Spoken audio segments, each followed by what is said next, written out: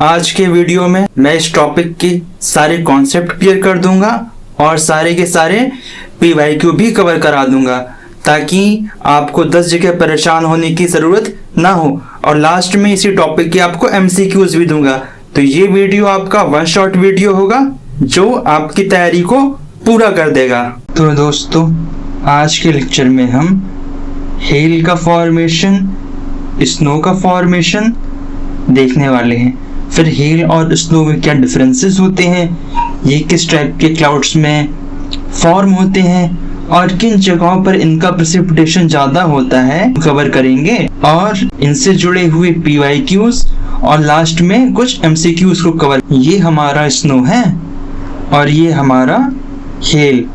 अच्छा, हेल को देख करके ऐसा नहीं लगता कि जैसे जो हमारे घर के फ्रिज में जो बर्फ रखी हुई होती है उस तरह की हो ना, कि कैसे बाहर लग रहा है जैसे पानी की लेयर्स हो ना, पानी की लेयर कैसे जमती गई हो। एंड ये जो स्नो है इसके अंदर वाइटनेस जो है वो ज़्यादा है, ज़्यादा ब्राइट है। अब चलिए इसके बनने के प्रोसेस को समझते हैं। हमें एक चीज़ पता है कि अगर हम अपने एटमॉस्फेयर में 165 मीटर की ऊंचाई पर जाएंगे तो हमारा जो टेम्परेचर है वो 1 डिग्री सेल्सियस ठंडा हो जाएगा। तो सपोज यहाँ हमारे इंडिया में 40 डिग्री सेल्सियस का टेम्परेचर है, ठीक है। तो अगर इसको हम मल्टीप्लाई कर दें 165 मीटर से, तो इससे हमें पता चल जाएगा कि करीब 6.5 किलोमीटर की ऊंचाई पर जब हम ग्राउंड लेवल से होंगे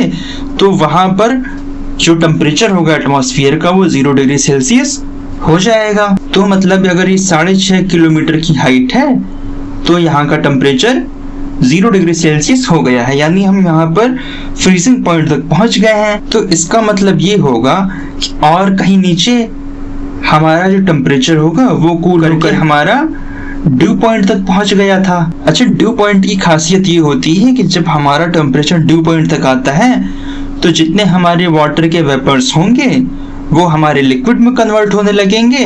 और फ्रीजिंग पॉइंट की खासियत ये होती है कि जो हमारे टाइनी वाटर ड्रॉपलेट्स होती हैं वो आइस क्रिस्टल में कन्वर्ट होने लगती हैं। सपोज ये हमारा ग्राउंड लेवल था ना, ग्राउंड लेवल के ऊपर कोई वाटर बॉडी थी तो उससे ये हमारे वाटर वेपर है। अब अर्थ क्या करती है, सन से इंसुलेशन को एब्जॉर्ब करती है और गर्म होकर के हीट को एमिट करती है। वो एनर्जी इन वाटर वेपर्स को ऊपर की दिशा में ले जाती है। तो this energy is called convection currents. तो ये कन्वेक्शन करंट्स हमारे वाटर वेपर्स को ऊपर लेके जा रही हैं। हमारा एयर मास हल्का होकर के और ऊपर जा रहा है। जैसे जैसे ये एयर मास ऊपर जाएगा, ये वाटर वेपर्स ऊपर जाएंगे तो टेम्परेचर हमारा ठंडा होता जाएगा और ये कंडेंस होने लगेंगे। एक ऊंचाई पर पहुंचेंगे तो हमारा ड्यू पॉइंट आ गया था। तो इसके ऊपर पहुंचते ही जितने वाटर वेपर थे ये सब हमारे लिक्विड में बन गए, यानी कि वाटर ड्रॉपलेट में कन्वर्ट हो गए। तो ये हमारी सारी वाटर ड्रॉपलेट्स हो गई। अब जब इन वाटर ड्रॉपलेट्स ने और एनर्जी ली इन कन्वेक्शन करंट्स से, तो ये वाटर ड्रॉपलेट्स भी ऊपर की दिशा में गई और जब इन्होंने 6.5 किलोमीटर की ऊंचाई को क्रॉस किया तो ये हमारे आइस क्रिस्टल में कन्वर्ट हो गए। तो ये स्टार की तरह मैंने दिखाया है हमारे आइस क्रिस्टल्स। अच्छा, जब टाइनी आइस क्रिस्टल्स आपस में कोलाइड करेंगे तो उनकी कोलिजन के कारण से इस क्रिस्टल का आकार हमारा बड़ा होता जाएगा और इसका मास भी ज़्यादा होता जाएगा। इससे ये हैवी होने लगेगा और जब ये हैवी होने लगेगा तो ग्रेविटी इसको फोर्स लगा करके अपनी तरफ नीचे खींचने लगेगी। तो ये जो हमारा आइस क्रिस्टल था, आफ्टर कोलिजन इसका साइज बड़ा हुआ और ये नीचे की लेयर में आने लगा। अच्छा, जब ये आइस क्रिस्टल नीचे आ गया तो जो वाटर ड्रॉपलेट्स थी वो आकर के इसके सरफेस से अटैच होने लगी, इसके ऊपर आने लगी। एक बात ध्यान दीजिएगा, ये खाली वाटर वेपर्स नहीं थी। इस पूरे प्रोसेस में हम क्लाउड फॉर्मेशन की बात कर रहे हैं। तो ये अज्यूम्ड है कि यहाँ पर डस्ट पार्टिकल्स थे, न्यूक्लियाई थे, वही न्यूक्लियाई वापस गए ऊपर तरफ और तभी because of their is nuclei ice crystal के ऊपर आकर के ये वाटर ड्रॉपलेट्स अटैच होने लगी। कोलाइड करके, ठीक है। अच्छा, जब ये नीचे की लेयर में वापस में आया तो इसका साइज फिर कुछ छोटा हुआ, क्योंकि कुछ इसकी स्नो, इसकी बर्फ है वो मेल्ट होगी। जब वो मेल्ट हो गया आइस क्रिस्टल्स, और नई वाटर की लेयर इसके ऊपर आकर के अटैच हो गई। अब ये जब वापस दोबारा और ऊपर गया बिकॉज ऑफ कन्वेक्शन करंट, तो अब ये जो नई ऊपर इसकी वाटर की लेयर थी, अब ये वाटर की लेयर हमारी जम जाएगी, क्योंकि अब ये फ्रीजिंग पॉइंट के ऊपर चली गई। तो इसका मतलब जो पहले वाला आइस क्रिस्टल था, अब उसके ऊपर एक नए आइस क्रिस्टल की लेयर बन गई है। अब क्या होगा, फिर पहले की तरह ये आइस क्रिस्टल जब ऊपर जाएगा तो बहुत सारे अदर आइस क्रिस्टल से कोलाइड करेगा, और उस कोलिशन के बाद में इसका साइज हमारा फिर बड़ा हो गया और यह और हैवी हो गया। और हैवी होने के कारण ग्रेविटी ने इसको अपनी तरफ खींचा, और जब ये आइस क्रिस्टल वापस नीचे आने लगा, यानी 6.5 किलोमीटर के नीचे आया, तो ये फिर से कुछ मेल्ट होगा, क्योंकि यहाँ पर तो कूलिंग लेस है ना, और आसपास की और इसमें वाटर वेपर्स फिर से अटैच होने लगे ना। और फिर जब इसका वेट सफिशिएंटली लाइट हो गया, तो फिर कन्वेक्शनल करंट से हीट लेकर के ऊपर की डायरेक्शन में गया। फिर ये जब 6.5 किलोमीटर के ऊपर गया, तो फिर से ये सारी लेयर हमारी फ्रीज होने लगी। तो इस तरह हमारी थर्ड लेयर बन गई। तो आप देख पा रहे हो कि कैसी इस अपवर्ड एंड डाउनवर्ड मूवमेंट से लेयर्स ऑफ आइस बनती जा रही है।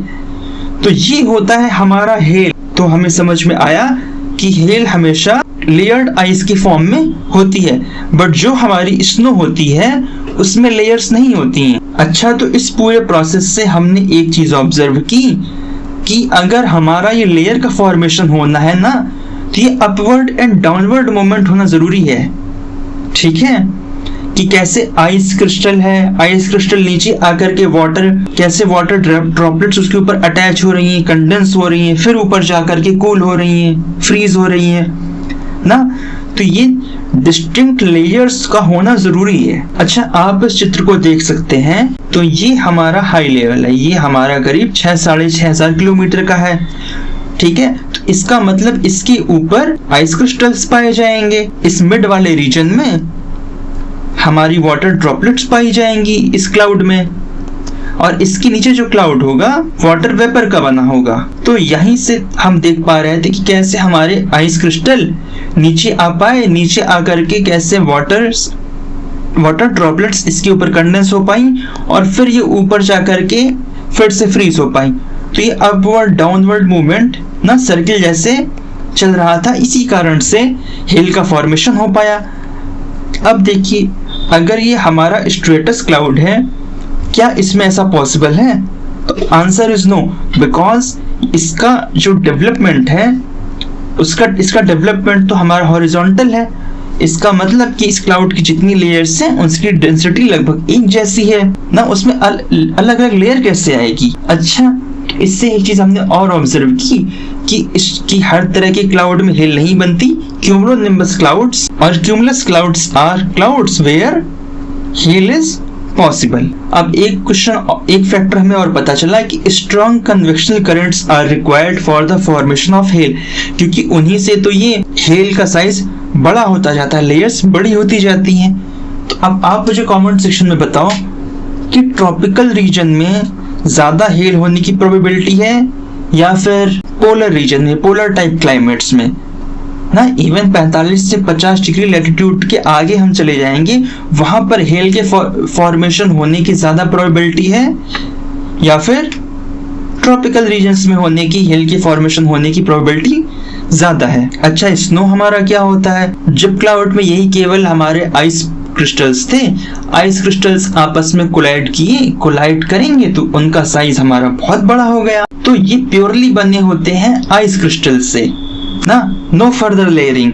और जब इनका साइज बड़ा होता गया तो एक समय के बाद ग्रेविटी इनको खींचती है, तो ये गिरते हैं। तो दिस इज अवर स्नो। आप कमेंट सेक्शन में बताइए कि जो हमारा इंडिया का रीजन है ना, वहां पर आपके स्टेट में, जैसे मेरा स्टेट तो यूपी है, तो वहां पर किस टाइप का प्रेसिपिटेशन होता है, आइदर हेल और स्नो। ये हमारी एनसीईआरटी का पेज है। इतनी चीजें हम समझ चुके हैं। आप एक चीज ध्यान दीजिएगा NCERT says and uses word drops of rain. NCERT ने यहाँ पर ओवर सिंप्लीफिकेशन का यूज किया है, ठीक है, लेकिन हमने जो पढ़ा है इन डेप्थ में जाकर के उसके पूरे प्रोसेस को समझा। ये डिटेल्ड एक्सप्लेनेशन है कि क्यों ये गलत है, वही चीज जो हमने आज पढ़ी थी, ये इसका एविडेंस है। उसके अलावा हम देखते हैं हमारी एनसीईआरटी में हम प्रेसिपिटेशन को पढ़ चुके हैं, रेनफॉल को जान चुके हैं, स्नोफॉल को जान चुके हैं और हेल को जान चुके हैं। स्लीट को भी हम पढ़ने जाएंगे और जो ये लाइन ब्लू कलर से अंडरलाइंड है इसको भी हम अभी समझेंगे।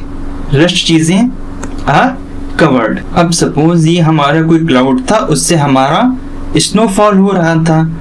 जब स्नोफॉल हुआ और उसके नीचे कोई वार्म एयर मास था, ठीक है, तो जब ये वार्म एयर मास इसके नीचे अगर होगा तो ये स्नो क्रिस्टल्स हमारे मेल्ट होंगे ना, मेल्ट होकर के वाटर की फॉर्म में आएंगे और इसके बाद में जब ये दोबारा कोल्ड एयर मास के कांटेक्ट में आएंगे तो ये फिर से हमारे फ्रीज होने लगेंगे।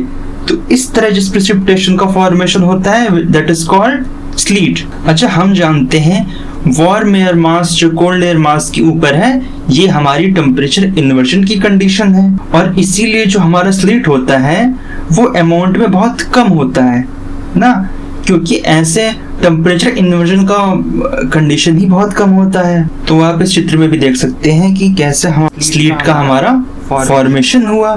ये चीज, इस चीज को भी कॉन्सेप्ट को हमने पूरा कवर कर लिया। अच्छा, एक कॉमन सेंस की बात है कि स्लीट में जो यहाँ पर आइस क्रिस्टल्स हैं या फिर जो रेन ड्रॉप्स हैं ना, ये उस ऊंचाई पर हैं तो यहाँ का टेम्परेचर ज्यादा ठंडा होगा रेदर देन इस कोल्ड एयर मास के ना।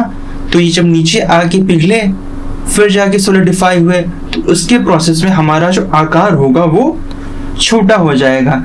तो स्लीट का जो आकार होता है हमारा बहुत छोटा होता है क्योंकि उनका कूलिफिकेशन हमारा ग्राउंड लेवल के जस्ट अबव तरफ होता है। अच्छा, एक लास्ट कॉन्सेप्ट हमारा, ये मेरा आइस क्रिस्टल था, इसका स्ट्रक्चर कैसा होता है, हेक्सागोनल होता है।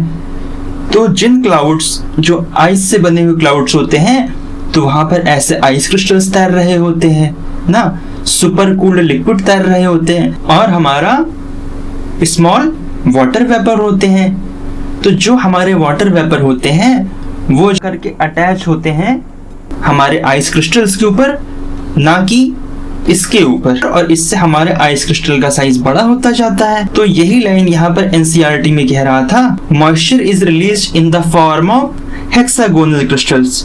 तो यही चीज थी। तो ये सारे के सारे टॉपिक एनसीईआरटी के हमारे आज पूरी तरह से कवर हो गए।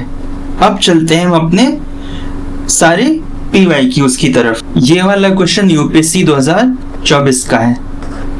Which one of the following statement with reference to hailstone is not correct? तो पहले hailstone have multiple concentric layers of ice। तो ये तो सही बात है, आज हमने इसको जाना।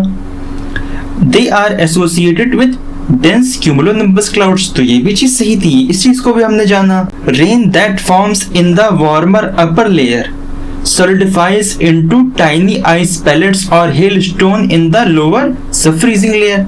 तो ये तो हमारा स्लीट का एग्जांपल था ना कि कैसे वार्म एयर मास ऊपर था फिर नीचे कोल्ड एयर मास था जिससे ग्राउंड के पास में फ्रीजिंग हुई। तो ये ऑप्शन भी हमारा गलत हो जाएगा। तो इसका मतलब हमारे क्वेश्चन का करेक्ट आंसर ये है option C. Their formation usually occurs during the monsoon season. तो इंडिया के कॉन्टेक्स्ट में हम देखें तो यहाँ मॉनसून के सीजन में कितनी बारिश होती है, क्यूमुलोनिम्बस क्लाउड्स को बारिश कराते हैं and those clouds are associated with the formation of hailstone. तो इसीलिए मॉनसून के सीजन में हेलस्टोन का फॉर्मेशन होता है। तो ये स्टेटमेंट भी करेक्टली किसके बारे में, हेलस्टोन के बारे में। कंफ्यूज मत होना इसमें, ये तीन सही ऑप्शंस कैसे हैं। अगला क्वेश्चन यूपीएससी 2022 का, snow sleet and hail are the forms of. Snow sleet और हेल ये हमारे सारे प्रेसिपिटेशन के फॉर्म्स हैं क्योंकि स्नो भी एकदम भारी हो जाती है ना, अंत में ग्रेविटी उसको पुल करती है, स्लीट को भी ग्रेविटी पुल करती है और हेल को भी ग्रेविटी पुल करती है। इस कारण से ये हमारे फॉर्म्स ऑफ प्रेसिपिटेशन है। अच्छा, तो अब आप मुझे कमेंट सेक्शन में बताओ क्या ड्यू एंड फ्रॉस्ट यानी कोहरा और कुहासा हमारे फॉर्म्स ऑफ प्रेसिपिटेशन होंगे। तो इसी के साथ हमारा आज का टॉपिक पूरी तरह से कंप्लीट होता है। Let's come in our Telegram channel और हम वहां पर साथ में इसके एमसीक्यूज को प्रैक्टिस करते हैं। दोस्तों, तो आई होप कि आज का लेक्चर आपको पसंद आया होगा। आप लोग कमेंट सेक्शन में जाकर और डिस्क्रिप्शन में जाकर के टेलीग्राम का लिंक ज्वाइन कर लीजिए, वहां पर आपको सारे एमसीक्यूज मिल जाएंगे। तो इस तरह से आपकी इस टॉपिक की तैयारी पूरी हो जाएगी। तो वीडियो पसंद आया हो तो do like it, do comment, make sure you subscribe it. Thanks for watching and bye bye.